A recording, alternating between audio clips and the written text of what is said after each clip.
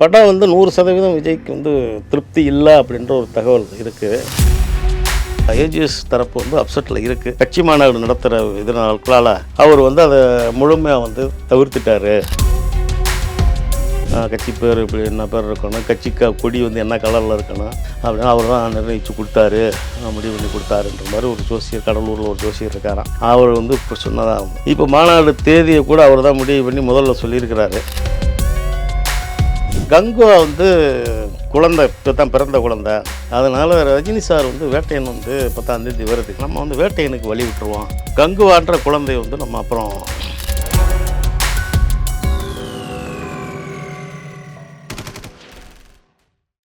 Real one நேயர்களுக்கு வணக்கம். இன்றைய நேர்களுக்காக நம்முடன் இணைகிறார் மூத்த பத்திரிகையாளர் திரு பரமேஸ்வரன் அவர்கள். வணக்கம் சார். வணக்கம். வணக்கம். விஜய் படம் ரிலீஸ் ஆக போகுது அப்படின்னாலே ஒரு முன்னாடியே வந்து ஒரு பரபரப்பு இருக்கும். ஆடியோ லான்ச் ஒன்று பண்ணுவார், டீசர் ரிலீஸ் ஆகும், அவர் ஒரு குட்டி ஸ்டோரி ஒன்று சொல்லுவார் அப்படின்ட்டு. செப்டம்பர் 5 கோட் ரிலீஸ் தேதி கன்ஃபார்ம் ஆனதுக்கு அப்புறமாவும் இன்னும் ஒரு சில நாட்கள் தான் இருக்குது. எந்த படத்தில் ஒரு லான்ச்சிங் எதுவுமே இல்லை. ஸோ ஆடியோ லான்ச்சே எதுவுமே தவிர்க்கப்பட்டு தான் வருது. என்ன காரணம் சார்? அப்போ நீங்கள் இது மாதிரி குட்டி ஸ்டோரிகள் சொல்லுவார் இல்லையா, அந்த குட்டி ஸ்டோரியில் இப்போ இந்த கோட்டு படத்தை பொறுத்தளவு பின்னாளில் வந்து ஒரு பெரிய ஸ்டோரியே இருக்குது. பெரிய ஸ்டோரினா நம்ம நீங்கள் நினைக்கிற மாதிரி பகீர் ஸ்டோரிலாம் கிடையாது. இது ஒரு நார்மலான பெரிய ஸ்டோரி தான். என்னென்னா உங்களுக்கு முதல்ல வந்து படத்தை வந்து முழுமையாக வந்து பார்த்துட்டு 100% திருப்தி இல்லை விஜய்க்கு அப்படின்றது தான் ஒரு தகவல். நம்ம வந்து அது படத்தினுடைய ரிசல்ட் நமக்கு முழுமையாக தெரியாது. ஆனால் விஜயை பொறுத்தளவு படத்தின் மேலே வந்து ஒரு 100% வந்து அவருக்கு திருப்தி இல்லை அப்படின்ற ஒரு மனநிலையில் இருக்கார் அப்படின்ற. தயாரிப்பு தரப்பு என்னென்னா வந்து ஏஜிஎஸ் தயாரிப்பு தரப்பில் ஒரு 15 நாளைக்கு முன்னால் ஒரு ப்ரெஸ் மீட் நடத்தினாங்க. அதில் வந்து அந்த தயாரிப்பு நிறுவனத்தினுடைய இப்போ தலைமை பொறுப்பில் இருக்கிற அர்ச்சனா கல்பாத்தியும் டைரக்டர் வெங்கட் பிரபு 2 பேர் மட்டும்தான் அந்த ப்ரெஸ் மீட்டில் கலந்துட்டாங்க. அப்போ கூட மீடியாக்கள் வந்து என்ன இந்த மாதிரி பெரிய அளவில் வந்து விஜய் படம்னா ட்ரெய்லர் லான்ச்சு, அப்புறம் ஒரு ஆடிட்டோரியம், பெரிய கல்லூரி மைதானம் அப்படி நடக்குமே, ஒன்றுமே நடக்கலையே அப்படிங்கும்போது, இல்லைங்க அதை பற்றி பேசிக்கிட்டு இருக்கிறோம் விஜய் சார்கிட்ட, ஒரு 2-3 நாளைக்குள்ளே வந்து அதை உறுதிப்படுத்திடுவோம் அப்படின்னு சொல்லி ஒரு 15 நாளைக்கு முன்னால் அந்த அர்ச்சனா கல்பாத்தி சொன்னாங்க. வெங்கட் பிரபுவும் அதான் சொன்னார். நம்மளை பொறுத்தளவு என்ன தகவல்னால் நம்ம இதான் ஒரு தகவல், அதாவது படம் வந்து 100% விஜய்க்கு வந்து திருப்தி இல்லை அப்படின்ற ஒரு தகவல் இருக்குது. அதை வச்சுக்கிட்டு உங்களுக்கு ஓவராக வந்து பில்டப் கொடுத்து வந்து நமக்கு பெரிய அளவில், ஏன்னா அடுத்து வந்து அரசியல் பயணத்துக்குள்ளே நுழைஞ்சாச்சு, இந்த படம் சறுக்கிருச்சு அப்படின்னா நமக்கு பெரிய அளவில் இமேஜ் கொஞ்சம் டேமேஜ் ஆகிறதுக்கு வாய்ப்பு இருக்குது. அதனால் கொஞ்சம் அடக்கியே வாசிப்போம் அப்படின்ற மாதிரி ஒரு மனநிலைக்கு தான் அவர் வந்துட்டார் விஜய். அதனால தான் அப்போது 2 நாளில் சொன்ன அர்ச்சனா கல்பாத்தியும் அதன் பிறகு எந்த தகவலும் சொல்லலை. போன வியாழக்கிழமையும் புதன்கிழமை கூட வந்து மதுரை ஏஜிஎஸ் தேட்டரில் ஒரு ப்ரெஸ் மீட் இருக்குது அப்படின்ற மாதிரி ஒரு தகவல் வந்துச்சு. அந்த படத்தினுடைய பிஆர்ஓ தரப்பில் இருந்து, அந்த படத்தினுடைய தயாரிப்பு அந்த படத்தினுடைய தரப்புலேருந்து பிஆர்ஓ வந்து ப்ரெஸ்ஸுக்கு மெசேஜ் அனுப்பியிருந்தார். அப்போ ஏஜிஎஸ் தேட்டரில் ப்ரெஸ் மீட் இருக்குது அப்படின்ற மாதிரி. அந்த ப்ரெஸ் மீட்டில் யார் கலந்துக்குருவாங்க என்ன இதெல்லாம் கிடையாது. கேஸ்ட் அண்ட் குரு கலந்துக்கிறோம் அப்படின்றதான் தகவலும் இல்லையா, வேறு எந்த தகவலும் கிடையாது. முதல் நாள் இரவு வந்துச்சு. அன்றைக்கி ப்ரெஸ் மீட் நடக்கக்கூடிய அன்றைக்கி காலையில் 9 மணி 8 மணி வரைக்கும் வந்துச்சு. ஏன்னா 12 மணிக்கு ப்ரெஸ் மீட்டு அப்படின்ட்டு 9 மணிக்கு பார்த்தா திடீர்னு வந்து கேன்சல் ஆகிடுச்சு அப்படின்னு அதே பிஆர்ஓல்கிட்ட இருந்து நியூஸ் வந்துருச்சு. அப்போ அது வந்து விஜய்க்கு உடன்பாடு இல்லை அப்படின்ற ஒரு விஷயம், படத்தின் மேலே ஒரு திருப்தி இல்லாத இன்மை அப்படின்ற ஒரு விஷயம் விட்டோட, அவர் வந்து கட்சி மாநாடு வந்து அடுத்த ஒரு இந்த செப்டம்பர் கடைசியில் வந்து ஒரு கட்சி மாநாடு நடத்துகிற இதனால அப்புறம் இந்த இதுக்கு ஆடியோவுக்கு ட்ரெய்லருக்கோ பெரிய அப்புறம் பிரம்மாண்ட அளவில் வந்து விழா நடத்தி அதுக்கு வந்து தமிழ்நாடு முழுக்க இருந்து வந்து அவருடைய ரசிகர்கள் மன்றத்தினர் இப்போ நம்ம கட்சிக்காரங்கள் ஆகிட்டாங்கல்ல, தமிழக வெற்றி கழகத்தினர் ஆகிட்டாங்க, அவர்களெல்லாம் வந்து உங்களுக்கு வாகனங்களில் வர வச்சு அப்புறம் கூட்டத்தை கூட்டி அப்புறம் ஒரு 10-20 நாள் கேப்பில் வந்து இன்னொரு பெரிய செலவாயிரும் அப்படின்றதுக்காக அவர் வந்து அதை முழுமையாக வந்து தவிர்த்துட்டார் அப்படின்ற மாதிரி தகவல். ஏன்னா இன்னும் ஒரு 3 நாள் தான் இருக்குது ரிலீஸுக்கு. அதனால் இனிமேல் வந்து பெரிய அளவில் பிரம்மாண்டமாக நடக்கும் அப்படின்ற நம்பிக்கை யாருக்குமே கிடையாது. விஜயும் வந்து நேரடியாக ப்ரெஸ்ஸை வந்து சந்திப்பாரா அப்படின்றதும் கேள்விக்குறி தான். அதனால் தயாரிப்பு தரப்பு என்னன்னா அவர்களுக்கு வந்து ஒரு பெரிய அளவில் ஒரு மனச்சங்கடம் இருக்குது. ஏன்னா அவங்களுக்கு ஒரு 400 450 கோடியை நம்ம சொல்கிறாங்க பட்ஜெட்டு. ஏன்னா விஜயனுடைய சம்பளமே 150 200 கோடி. அப்புறம் பூரா பார்த்தீங்கன்னா எல்லாம் பெரிய ஸ்டார் தான் அம்பிட்டு போகிறோம். இப்போ வந்து பிரசாந்த், மோகன், வெங்க பிரபு, லைலா, பிரஸ்னேகா அப்படின்னு பெரிய பெரிய ஆர்டிஸ்ட்டுகளை தான் போட்டிருக்கிறாங்க. அப்போ இப்போ பட்ஜெட்டு ஏகப்பட்ட நாடுகளில் எடுத்தது அப்படிங்கும்போது ஒரு 400 கோடி 450 கோடி வந்து நிற்கணும், பட்ஜெட் நின்றுக்கணும். இப்போ இந்த 450 கோடியை டபுள் ஆக்கிறதா டபுள் ஆக்கிடணும் அப்படின்ற ஒரு பெரிய குறிக்கோளோட தான் ஏஜிஎஸ் தரப்பு வந்து முயற்சி பண்ணிச்சு. அந்த முயற்சிக்கு கொஞ்சம் பிரேக்கு வந்து விஜய் போட்டதுனால இப்போ அவர்கள் தரப்பு கொஞ்சம் சுணக்கமாக இருக்குது. கொஞ்சம் வந்து ஏன்னா அவர்களுடைய வியாபார இலக்கை வந்து எட்ட முடியுமா அப்படின்றதான். ஏன்னா சினிமா பொறுத்தவரை ப்ரொமோஷன் தானே முக்கியம்ன்றா இருக்குது. இந்த ப்ரொமோஷனை வச்சு தான் மற்ற எல்லா வியாபாரங்களும் வந்து முடிவு பண்ணப்படும். இப்போதைக்கு அவர் வந்து சேட்டலைட்டு அது இதுன்னு பார்த்தீங்கன்னா ஒரு ஒரு பாதி கட்டத்தை தாண்டியிருப்பாங்கன்னு வைங்க போட்ட பட்ஜெட்டுக்கு. ஆனால் இப்போ ஒரு 400 450 கோடி வந்து 1000 கோடி ஆக்கணுன்ற ஒரு குறிக்கோள் இருக்கு இல்லையா, அது வந்து போகாதுன்றது வந்து அந்த ஏஜிஎஸ் தரப்பு வந்து அப்செட்டில் இருக்குது. இதுதான் இப்போதைக்குள்ள நிலமை. இன்றைக்கி செப்டம்பர் 2ஆம் தேதி வரைக்குள்ள நிலமை. இனிமேல் அடுத்து நடக்கிறதுக்கு வாய்ப்பு இல்லைன்றதான் நம்மளுடைய கணக்கு. இப்போ தாவைக்கா மாநாடு இடம் கிடைக்காம ஜனவரி வரைக்கும் தள்ளி போகிறதுக்கான வாய்ப்புகளும் சொல்லப்படுது. ஏன் செப்டம்பரில் பிளான் பண்ணுறது அக்டோபர்லேயே நடத்துகிறா இல்லையா, ஏன் ஜனவரி வரைக்கும் அவர் தள்ளி போடுறாரு, என்ன காரணம் சார்? இல்லை அதாவது அக்டோபருங்கும்போது நம்ம வந்து மழைக்காலம் ஆரம்பிச்சிடும் இல்லையா. இப்போ வடகிழக்கு வந்து தென்மேற்கு பருவமழை முடிஞ்சு ஒரு வடகிழக்கு பருவமழை காலம் ஆரம்பம். நீங்கள் அக்டோபர் நவம்பருங்கள் நீங்கள் செப்டம்பர் எண்டுலேயே ஏறத்தாழ வந்து இந்த மாதம் வரைக்கும் தென்மேற்கு பருவமழையினுடைய அளவு அந்த இது இருக்குங்கிறாங்க. அடுத்த அக்டோபர் நீங்கள் அந்த ஆயுத பூஜையை ஒட்டி வரும்போது நீங்கள் வந்து சில விஷயங்கள் அந்த தென்மேற்கு வடகிழக்கு பருவமழைன்றது ஆரம்பிக்கும். இயற்கைன்னு ஒன்று இருக்குல்ல. நீங்கள் இப்போ என்னென்னா இப்போ 2வது அவருக்கு இடம் பார்த்தது வந்து திருச்சி சென்னை தேசிய நெடுஞ்சாலையில் விக்கிரவாண்டி ஒட்டி நெடுஞ்சாலையை ஒட்டி உள்ள பகுதியில் தான் அவர் இடம் பார்த்துருக்குறது. 40-42 ஏக்கர்ன்றதை ஏதோ பார்த்து அது வந்து அவர் அந்த கட்சியினுடைய பொதுச்செயலாளர் புஷி ஆனந்த் வந்து விழுப்புரம் மாவட்ட காவல்துறை தலைமையிட்ட வந்து மனு கொடுத்துருக்கிறாரு. இப்போ அவங்க வந்து பரிசீலிப்பாங்க, போலீஸ் வந்து பரிசீலிப்பாங்க இல்லையா. அவர் வந்து போலீஸ், வருவாய்த்துறை எல்லோரும் சேர்ந்து ஒரு மாநாட்டுக்கான ஒரு இடத்த வந்து முடிவு பண்ணுறது அவங்க தான். இதில் வந்து தேசிய நெடுஞ்சாலையில் இருக்கிறதுனால வந்து போக்குவரத்துக்கு பெரிய அளவில் சிக்கலாயிரும். ஏன்னா அவருக்கு தரப்பில் வந்து விஜய் தரப்பில் வந்து புஷி ஆனந்த் என்ன சொல்லியிருக்காருன்னா ஒரு 1,00,000 பேர் 1,50,000 பேர் வந்து கட்சியினர் வந்து கூடுவாங்கன்னு மாதிரி பட்டியல் எல்லாமே கொடுக்கணும்ல. எவ்வளோ வாகனம் வருது, என்ன ஏது, எவ்வளோ கட்சி. அப்போ மாவட்ட நிர்வாகம் வந்து இதற்கு முன்னால் வந்து உங்களுக்கு 2016-17 வந்து ஒரு விஜயகாந்தனுடைய தேமுதிக மாநாடு ஒன்று மாதிரி நடந்துச்சு. திருச்சி சென்னை தேசிய நெடுஞ்சாலையில் தான் நடந்து. அப்போது வந்து இதே விழுப்புரம் மாவட்ட நிர்வாகத்துக்கு வந்து ஹைகோர்ட்டே வந்து கண்டிச்சுது. எப்படி அது தேசிய நெடுஞ்சாலையில் இங்கே வந்து இடம் கொடுக்க போச்சு, அனுமதிக்க போச்சு. ஏன்னா அந்த மாநாடு முடிஞ்சு போக்குவரத்து சீராகிறதுக்கு 1.5 நாள் ஆயிடுச்சு. அதனால் மாநாடு இப்போ இந்த மாவட்ட நிர்வாகம் கலெக்டராக இருக்கட்டும், எஸ்பியாக இருக்கட்டும், அவர் வந்து கடுமையாக வந்து கொஞ்சம் யோசிக்கிறாங்க. இது அனுமதியை கொடுத்துட்டு பெரிய சிக்கலாயிருமோ அப்படின்னா வேறு இடம் வேணால் சாய்ஸ் கொடுங்க, இடத்த தேர்வு செஞ்சு கொடுங்க, நாங்கள் பரிசீலிக்கிறோம் அப்படின்ற மாதிரி. இதற்கிடையில் என்னென்னா பிஜேபி தரப்பு வந்து பிஜேபியினுடைய ஏறத்தாழ வந்து செய்தி தொடர்பாளர் மாதிரி இருக்கிற ஒரு ரவீந்திரன் துரைசாமின்னு ஒருத்தர், அவர் வந்து எங்கள்கிட்ட காட்டு தான் நாங்கள் உதவி பண்ணியிருப்போம்ல அப்படின்ற மாதிரி அவர் ஓப்பனாக வந்து வலையை போடுறாரு பிஜேபி.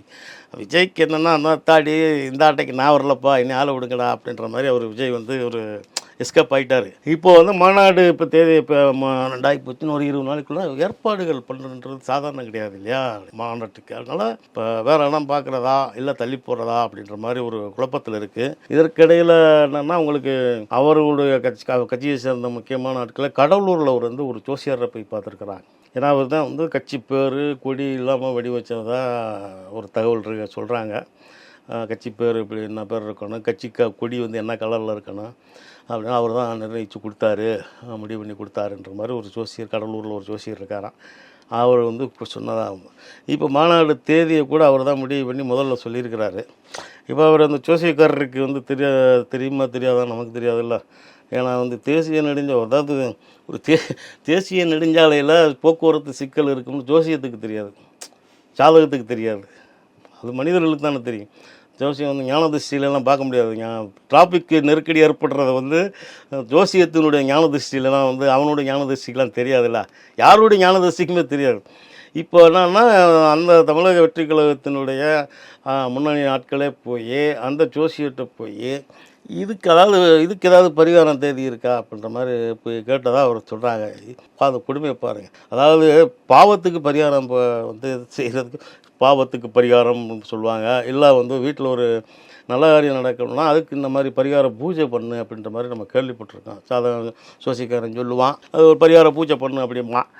இவன் தேதியை மாற்றுறதுக்கு ஒரு பரிகாரம் இருக்கான்னு போய் கேட்குற அளவுக்கு வந்து இப்போ தமிழக வெற்றி கழகத்தினுடைய இந்த முன்னணி நிர்வாகிகளுடைய மனநிலை இருக்குது. இனி போக போக வந்து வண்டி 4 வீலில் வரலாமா, இல்லை 6 வீலில் வரலாமான்னு கூட கேட்டு சொல்லுங்கள். இல்லை பெரிய வந்து ட்ரெய்லர் லாரியில் கொண்டு வந்துடலாமா அப்படின்னு கூட வந்து கேட்பாங்க போலுக்கு. அந்த மாதிரி நிலமை தான் போயிட்டுருக்கு. அதனால் மாநாடு மேக்சிமம் நடக்கிறதுக்கு காவல்துறை அனுமதிச்சாலும் இன்னும் இவர்கள் வந்து இன்னொரு 20 நாளைக்குள்ளே தயாராகணும். அப்போ அதுக்குள்ளே பெரும் பொருட்செலவு இருக்குது, மனித உழைப்பு இருக்குது, இதெல்லாம் தேவைப்படுது அவருக்கு. அதனால் அது வந்து அக்டோபரில் வந்து வாய்ப்புன்றது வந்து ரொம்ப கம்மி தான். ஏன்னா மழைக்காலம் ஆரம்பிச்சிருச்சுன்னா பெரிய சிக்கலாகி போயிரும்ல. அதை யோசிப்பார்ல அவர் விஜய். மழையில் வந்து யாரையும் வந்து சிக்கலப்படுறோம். அதுக்குள்ள 2-3 சாய்ஸ் இருக்குது. அது ஒரு 2-3 நாள் இப்போ படம் ரிலீஸ் ஆன பிறகு தான் அது இன்னும் ஒரு 3 நாள் அதுவும் தெரியும். எப்படி கோட்டு வந்து ஒரு 3 நாள் ரிசல்ட்டு தெரியுமோ அதே மாதிரி மாநாட்டுக்கான ரிசல்ட் வந்து நாளை கழிச்சு கூட தெரிஞ்சிடலாம். நடிகர் சூர்யா மீது தயாரிப்பாளர் ஞானவேல் ராஜா அதிருப்தியில் இருக்கிறதாகவும் ஒரு தகவல்கள் வந்துட்டு இருக்கு. அது மாதிரி அந்த கங்கோ படமே கொஞ்சம் ரிலீஸ் டேட் வந்து தள்ளி வச்சிருக்காங்க அப்படின்ற தகவல்களும் வெளியாகி இருக்கு. ஆமாம், அது என்னென்னா அது உங்களுக்கு ஒரு மாதத்துக்கு முன்னாலே வந்து மேலே வேட்டையினுடைய ரஜினியுடைய வேட்டையன் ரிலீஸ் தேதி வந்து அக்டோபர் 10 ஆயுத பூஜை இப்போ அந்த பூஜா ஹாலிடேஸை கணக்கு பண்ணி அறிவிச்சிட்டாங்க தயாரிப்பு தரப்பு. அதற்கு அது வேட்டையன் வந்து லைக்கா தயாரிப்பு. அவங்க 10 இப்போ அக்டோபர் 10ங்கும்போது செவ்வாய்க்கிழமை அந்த 10ஆம் தேதி வருது. ஆயுத பூஜை, சரஸ்வதி பூஜை, விஜயதசமி அப்படி இப்படின்னு ஒரு 3 நாள் அரசு விடுமுறை தொடர்ந்து வந்துடும். செவ்வாய், புதன், வியாழன் வந்துடும். அப்புறம் வெள்ளி, சனி, ஞாயிறு கிட்டத்தட்ட ஒரு 6 நாள் பல்காக வந்து கிடைக்கும் லீவு. அதுக்கு அதை கணக்கு பண்ணி அவங்க அறிவித்து எல்லாமே வேலை முடிஞ்சு இப்போ அது ஃபாஸ்ட்டாக போயிட்டுருக்கு. அதுக்குண்டான எல்லா வேலைகளும் போட்டிருக்கு. இன்னும் ஒரு செப்டம்பர் 20 வாக்கில் 15லேருந்து 20க்கு மேலே அந்த இதுக்குள்ளே ஒரு பெரிய அளவில் ஒரு ஆடியோ ட்ரெய்லர் ரேஞ்ச் வெளியீட்டு விழான்றதை ஒரு பிரம்மாண்டமாக நடத்துறதுக்கு லைக்காக தயாராகிடுச்சு. அதுக்கு வந்து ரஜினியும் ஒப்புதல் கொடுத்துட்டார். அது இப்போ 17க்கு பிறகு 25க்குள்ளே நடக்கணும் வைங்களேன். அதுக்குண்டான ஏற்பாடுகள் நடந்துக்கிட்டு இருக்கு. ரைட்டுங்களா? அதுக்கிடையில் தான் ஒரு இந்த வேட்டையின் ரிலீஸ் செய்தி அறிவித்த பிறகு தான் வந்து ஞானவேல் ராஜா வந்து கங்குவா ரிலீஸ் செய்தி அறிவித்தார். அவர் வந்து அக்டோபர் 10 கங்குவா வருது அப்படின்றாரு. அப்போது எல்லாருக்கும் ஒரு பல பேருக்கு வந்து அதிசயமாக இருந்துச்சு. அது ரஜினி படத்தை கூட வந்து சூர்யா படம் மோதுது அப்படின்னு. அது ஒரு பெரிய இது தப்பு கிடையாது. அவர் ஒரு பெரிய படம் எடுத்துக்கலாம். இது ஒரு வகையான பெரிய படம் தான். நம்ம அது வந்து ரஜினி நடித்ததுனால வந்து நம்ம அது ஒரு பெருசு. இது வந்து படம் கதை ரீதியாக வந்து பட்ஜெட் ரீதியாக வந்து இது ஒரு பெரிய தான். ஏன்னா இது வந்து வரலாற்று ரீதியான ஒரு 2000 வருஷத்துக்கு முன்னால் உள்ள ஒரு கதை அப்படின்ற மாதிரி தான் சொல்கிறாங்க. சிவா வந்து டைரக்டர்னு வைங்க. அப்போது அவர் ஞானவேல் ராஜாவும் ஒரு கணக்கு பண்ணுவார் இல்லையா? அப்போ நமக்கு வந்து நான் சொன்ன மாதிரி ஒரு 6 நாள் லீவு வரிசையாக வருது. நமக்கு வந்து ஒரு படம் ஓடுறதுக்கு எந்த டிஸ்டர்பன்ஸும் இருக்காது. அதன் பிறகு அதை வச்சு ஒரு பிஸ்னஸாக வச்சு அதுக்கு முன்னால் ஒரு ப்ரமோஷனு, அப்புறம் அந்த படம் ஓடுறதை வச்சு ஒரு பிஸ்னஸ்ஸு, அதுக்கு ஓடிடி விஷயங்கள் நிறையா வந்து உங்களுக்கு போட்ட பணத்தை வந்து கிட்டத்தட்ட ஒரு 80% வந்து இந்த மாதிரி வியாபார ரீதியில் எடுத்தால் தான் வந்து தயாரிப்பாளர் தப்பிக்க முடியும். அதான் உண்மையும் கூட. இப்போ அதுவும் எப்படி பார்த்திங்கன்னா அதுவும் வந்து கிட்டத்தட்ட நம்ம கணக்கு பிரகாரம் பார்த்திங்கன்னா அது ஒரு 180-170 கோடிக்கிட்ட வந்து நின்றுக்குன்னு நினைக்கிறேன். குறைந்தபட்சம் நம்ம இதாக கணக்கு பண்ணி பார்த்தா. ஏன்னா ஷூட்டிங் நடந்த நாட்கள் வந்து அதிகமான நாட்கள் ஷூட்டிங் நடந்தது. வரலாற்று கடைங்கும் போது அதற்குண்டான தயாரிப்பு செலவுகள் அப்படி இப்படின்னு ஒரு 170-180 கோடிக்கிட்ட வந்து நிற்கும். அப்போ ஞானவேல் ராஜா ஒரு கணக்கு பண்ணியிருப்பார். இந்த லீவு மற்ற விஷயங்கள் வியாபாரம் இதெல்லாம் கணக்கு பண்ணி தான் அவர் அறிவித்தார். ஆனால் என்னன்னா இந்த சனிக்கிழமை ஒரு 3 நாளைக்கு முன்னால் வந்து கோயம்புத்தூரில் வந்து அந்த கார்த்தி ஆரோக்கியசாமி நடித்து ஒரு பிரேம்குமார் டைரக்ஷன் 96 பிரேம்குமார் அதை தயாரித்தது வந்து டூடி என்டர்டைன்மெண்ட் சூர்யா தான் தயாரிப்பு. அப்போ அதனுடைய இசை வெளியீட்டு விழா ப்ளஸ் வந்து இன்னொரு அப்படின்னால கோயம்புத்தூரில் வந்து பெரிய அளவில் கொடிசியா மகால் அரங்கத்தில் நடந்துச்சு. அதில் வந்து தயாரிப்பாளர்ன்ற முறையில் அந்த படத்தினுடைய தயாரிப்பாளர் முறையில் படத்தை மெய்யழகன் படத்தை பற்றி கொஞ்சம் பேசிட்டு அவர் என்ன சொல்கிறாரு, படம் வந்து இந்த மெய்யழகன் படம் வந்து அன்பை விதைக்குது, வெறுப்பை வந்து வெறுக்குது. இதுதான் வந்து அடிப்படை. வெறுப்பை வெறுக்குது, அன்பை வந்து விதைக்குது. இதுதான் அந்த படத்தினுடைய கதை அப்படின்னு சொல்லிவிட்டு கங்குவா வந்து குழந்தை இப்போ தான் பிறந்த குழந்தை, அதனால் ரஜினி சார் வந்து வேட்டையன் வந்து 10ஆம் தேதி வருது. அவர் வந்து தமிழ் சினிமாவின் மோஸ்ட்லி சீனியரு, தமிழ் சினிமாவின் அடையாளம். அதனால் அவர் மேலே உள்ள மரியாதை, அது மேலே உள்ள இதை வச்சு நம்ம வந்து வேட்டையனுக்கு வழி விட்டுருவோம். கங்குவான்ற குழந்தை வந்து நம்ம அப்புறம் பார்த்துக்கலாம். ஆனால் வந்து கங்குவா ரிலீஸ் ஆகும்போது பெரிய அளவில் ஒரு உங்கள்கிட்ட ரசிகர்கள்ட்ட வந்து நின்று பேசும். அதுக்கு வந்து நான் தலை வணங்கி அதை சொல்கிறேன் அப்படின்னா நம்பிக்கையாக சொல்கிறேன் அப்படின்னு சொல்லியிருக்கிறாரு. இதற்கு பிறகு தான் இப்போ ஞானவேல் ராஜா வந்து கொஞ்சம் டோட்டலாக அப்செட் ஆகிட்டார். ஏன்னா அவர் ஒரு பிஸ்னஸ் கணக்கை வச்சு தேதியை முடிவு பண்ணி சொல்லும்போது, ஏன்னா அந்த படத்துடைய கங்குவானுடைய தயாரிப்பாளர் அவர் தான், ஸ்டூடியோ கிரேனு ப்ளஸ் இன்னொரு மும்பை குரூப்பு, அது ரெண்டையும் சேர்ந்து தான் தயாரித்தது. இப்போ அவர் வந்து டோட்டல் அப்செட்டில் இருக்காருன்றது தான் ஒரு தகவல். தான் அவர் கணக்கு பண்ணது வேற, இவர் சூர்யா சொல்லும்போது நீ இதை மீற முடியாது இல்லையா. சூர்யா எப்படி பார்த்தாலும் ஒரு பெரிய ஹீரோ, அவர் ப்ளஸ் வந்து இன்னொரு சொந்தக்கார ஒரு வகையில் மிக நெருங்கிய உறவினர் வேறு. அதனால் வந்து சரி இனிமேல் வந்து ஒன்றும் பண்ண முடியாதுன்னு இப்போதைக்கு வந்து கொஞ்சம் கட்டுக்கடுப்பாகவும் கொஞ்சம் இதில் தான் இருக்கிறாரு. அது எந்த வகையில் வந்து அது கொஞ்சம் போலப்பான அடுத்து ரிலீஸ் செய்தி எப்போ முடிவு பண்ணுறது அப்படின்ற ஒரு குழப்பத்தில் இருக்கார் ஞானவேல் ராஜா. அடுத்து பிறகு 10-15 நாளில் வந்து பார்த்திங்கன்னா தீபாவளி வந்துடும். தீபாவளிக்கு தான் இந்த மாதிரி படங்கள் ஒரு மெகா படங்கள் வருது அப்படின்ற ஒரு இது இருக்குது இல்லையா. அதனால் இப்போதைக்கு கொஞ்சம் அப்செட்லேயும் கொஞ்சம் இதுலேயும் தான் இருக்கார். சூர்யா மேலே கொஞ்சம் வருத்தத்துலேயும் கொஞ்சம் அப்செட்லேயும் இருக்கார், அவ்வளோதான். சினிமா அப்டேட் குறித்து பல தகவல்கள் மிக்க நன்றி சார். வணக்கம்.